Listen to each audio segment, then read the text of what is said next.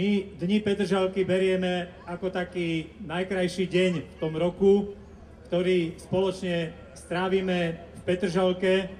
Berieme to ako prehliadku toho všetkého, čo sa u nás v Petržalke deje.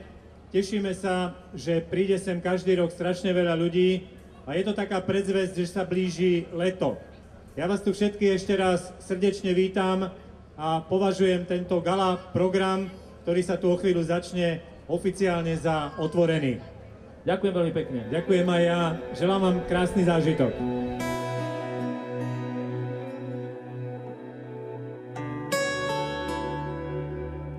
Myslím, že to málo kto o Petržalke vie, ale naozaj písomná zmienka je z roku 1225, kedy to bola prvá osada, ktorá sa volala Flezindorf. Celá Petržalka vyzerala tak, ako keby to boli jednotlivé ostrovy, pretože tu tiekol Dunaj mnohými ramenami. Zachovalo sa nám z toho Pečňanské rameno, bolo ešte Rusovecké rameno a ďalšie.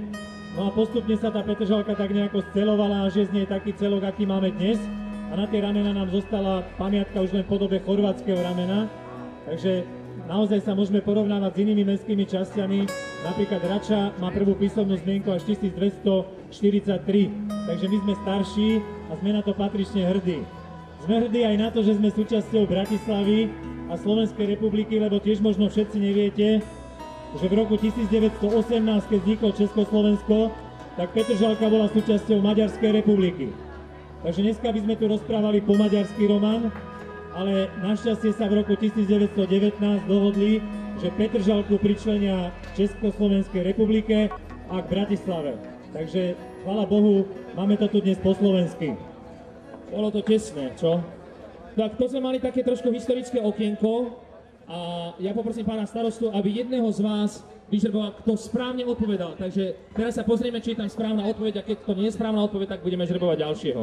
Pán starosta svedomí to nepozeral a my vieme, že správna odpoveď je B a je to v poriadku a vyhráva, poviete mi? Áno. Vyhráva, tentokrát je to dáma Edita Machová, Pečňanská, číslo 13.